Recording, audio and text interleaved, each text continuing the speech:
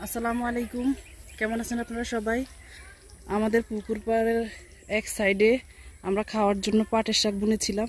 তো পাট গাছগুলি বড় হয়েছে, শাক খাওয়ার উপযোগী হয়ে গেছে। আপনাদের সাথে পাটের শাকের একটা মজার রেসিপি শেয়ার করব, তো পুরো ভিডিওটা দেখতে থাকুন। এই শাকে কিন্তু পোকা আক্রমণ করে, তো যারা কৃষক, খাঁটি কৃষক, তারা কিন্তু কীটনাশক ব্যবহার করে। পাটের শাক খেলে কিন্তু আবার ঘুম আসে ভালো। যাদের ঘুম কম তারা আপনারা খেতে পারেন। পাটের শাকের ডাঁটা থেকে শাকগুলি ছিঁড়ে নিচ্ছি, একে একে শাকগুলি ভাজ করে নিচ্ছি। এই যে দেখেন, আমি এভাবে কেটে নিচ্ছি।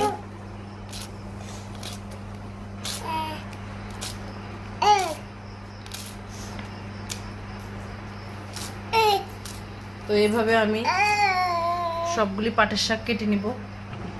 সবগুলো পাটের শাক চিকন করে ছিঁড়ে নিয়েছি।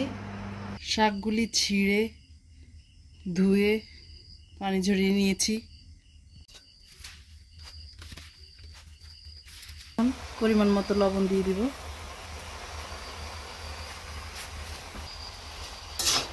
আর আপনারা চেষ্টা করবেন যে কোনো শাক রান্না করার সময় ঢাকনা দিবেন না।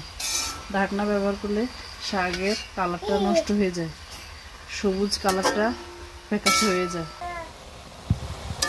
শাকটা রান্না করার জন্য আমি মিডিয়াম আছে চুলাটা জ্বালিয়ে রেখেছি।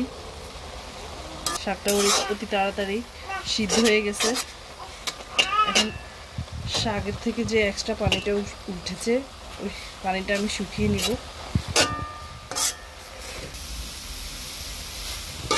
শাকের এক্সট্রা পানিটা শুকিয়ে নিয়েছি। দেখেন শাকটা একদম পুরো ঝরঝরে হয়ে গেছে। এখন আমি বাগার দিয়ে দিব। পাটের শাকটা বাগার দেওয়ার জন্য তেল দিয়ে দিয়েছি।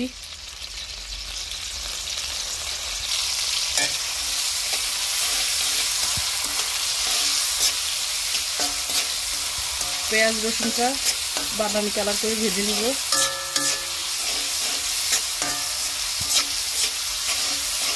শাকের মধ্যে পেঁয়াজের থেকে রসুনের পরিমাণটা একটু বেশি দিলে শাকটা খেতে ভালো লাগে।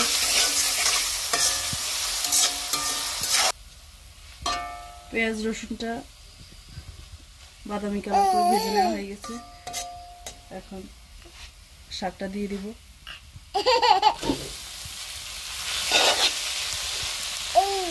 শাকটা দিয়ে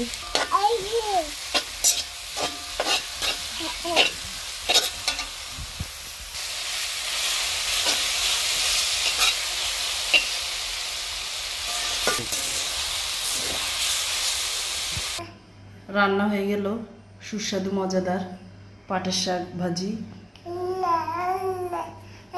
তো আমার এই পাটের শাক ভাজি রান্নাটা আপনাদের যদি ভালো লেগে থাকে,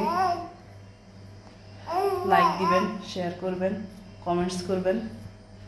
আমার এই চ্যানেলটা সাবস্ক্রাইব করে পাশে থাকবেন। সবাই ভালো থাকবেন।